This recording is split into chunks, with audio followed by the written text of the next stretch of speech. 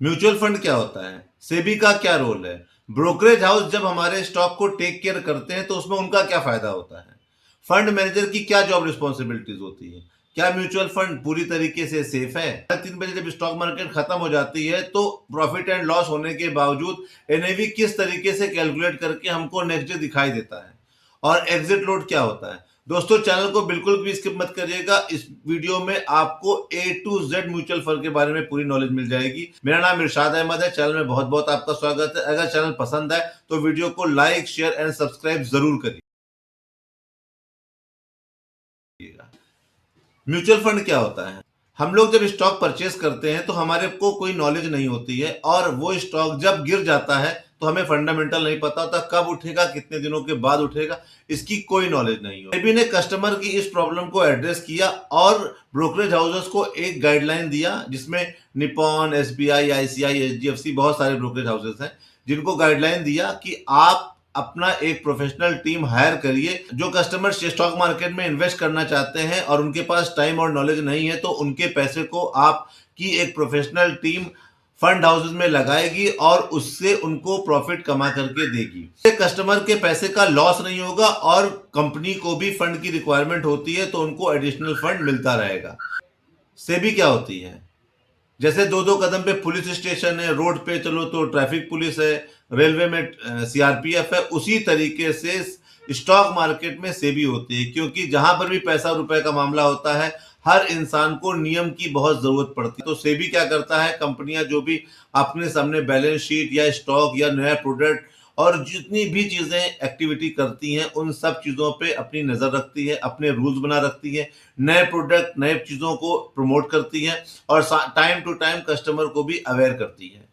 Brokerage house का इसमें क्या फायदा होता है? सपोज करिए मोतीलाल ओसवाल ने एक नया फंड रिलीज किया जिसका एनएफओ 10 रुपए है। 8,000 रुपए डाल करके आप उसको इन्वेस्ट कर सकते हैं। 2 लाख लोगों ने उसमें एंट्री करी 5-5 हजार रुपए के हिसाब से और 100 करोड़ रुपए बन गया।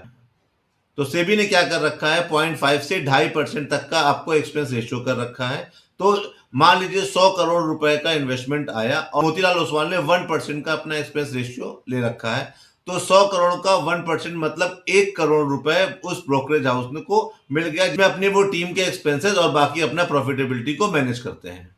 फंड मैनेजर का क्या काम होता है? अब ब्रोकरेज हाउसेस ने कोई प्रोडक्ट लॉन्च करके 100 करोड़ रुपए इकट्ठा कर लिए। अब फंड मैनेजर और उसकी टीम क्या करती है, किस किस कैटेगरी में कौन कौन से कंपनीज का उसको साथ में स्टेक लेना है, तो उन सारी कंपनियों का balance sheet, profit and loss, उनके कौन कौन से नए प्रोडक्ट आ रहे हैं, उनकी मार्केटिंग स्ट्रेटजी क्या है, उनके पास डेप्थ कितना है, इन सारी चीजों की प्रॉपर नॉलेज देती है और उसके बाद में उनको अश्योर करती है कि हमें आपका इतना परसेंट स्टेक चाहिए, बदले में हम आपको इतने रुपए देंगे। प्रॉपर अकाउंटेबिलिटी करना ये फंड मैनेजर और उसकी टीम का काम होता है। क्या म्यूचुअल फंड सेफ है? जी हाँ दोस्तों, म्यूचुअल फंड पूरी तरीके से सेफ है, क्योंकि एक तो प्रोफेशनल की टीम इसको देखती है। कोई भी म्यूचुअल फंड में 10, 20, 25 कंपनियां अलग अलग सेक्टर के साथ में इन्वॉल्व होती हैं। अगर 2-4 स्टॉक इसमें गिर भी जाते हैं तो बाकी के स्टॉक उठाने का काम कर लेते हैं। फंड मैनेजर जो भी अगर स्टॉक गिरा हुआ है और उसके बावजूद उसकी परफॉर्मेंस, उसकी चीजें सही नहीं है, तो उसको अपने हाउस से निकाल करके उसकी जगह नया कंपनी को एंट्री कर देती है। मार्केट जब गिर रही हो तो अपने पेशेंस को लूज नहीं करिए और स्टॉक में बने रहिए। मार्केट की दिन भर एक्टिविटी के बाद जब नेक्स्ट डे का हमें रिपोर्ट दिखाई देती है तो वो किस तरीके से हमको स्टॉक दिखाई देता है, उसमें क्या क्या डिडक्शन होता है। मान लो किसी कंपनी का एनएवी है 100 रुपये 41 पैसे और उसका एक्सपेंस रेशियो है 1.53% एक साल का, तो एक दिन का एक्सपेंस रेशियो कितना बन जाएगा? 1.53 डिवाइडेड बाई 365 दिन। तो इस तरह से एक दिन का एक्सपेंस रेशियो बन गया 0.00419 पैसे।